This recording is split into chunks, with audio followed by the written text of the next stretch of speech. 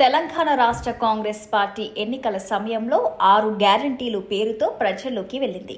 ఎన్నికల తమ పార్టీ గెలిస్తే 6 గ్యారంటీలను తప్పకుండా అమలు చేస్తామని చెప్పుకుంటూ వచ్చారు ఆ పార్టీ నేతలు.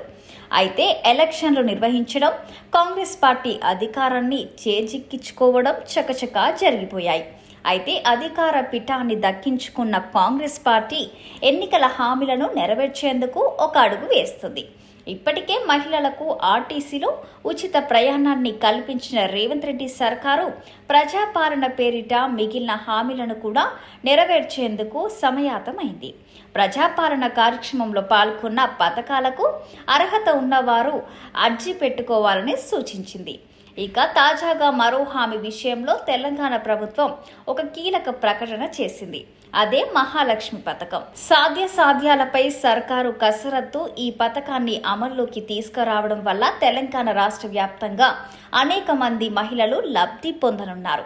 ఈ పథకానికి అర్హులైన మహిళలు ప్రతి నెల 2,500 రూపాయలు అందుకోగలుగుతారు. అయితే ఈ పథకాన్ని అమలు చేసేందుకు ఈ నెల ఆఖరులోగా శ్రీకారం చుట్టాలని భావిస్తుంది. ఈ విషయమై ముఖ్యమంత్రి రేవంత్ రెడ్డి ఆర్థిక శాఖ అధికారులతో చర్చించినట్టు తెలుస్తుంది. లోక్సభ ఎన్నికలు సమీపిస్తుండటంతో ఆ ఎన్నికల కన్నా ముందే ఈ పథకాన్ని అమలు చేయాలని యత్నిస్తున్నారట కాంగ్రెస్ పార్టీ ముఖ్య నేతలు. ఇక ఈ పథకాన్ని అమలు చేసేందుకు అర్హతలు, అలాగే రాష్ట్ర ఆర్థిక పరిస్థితులపై సమీక్షించాలని కూడా భావిస్తున్నారట. ఇలాంటి అన్ని విషయాలను పరిగణలోకి తీసుకొని సాధ్యాలను పరిశీలించి హామీలని అమలు చేసేందుకు కాంగ్రెస్ ప్రభుత్వం కసరత్తులు చేస్తుంది.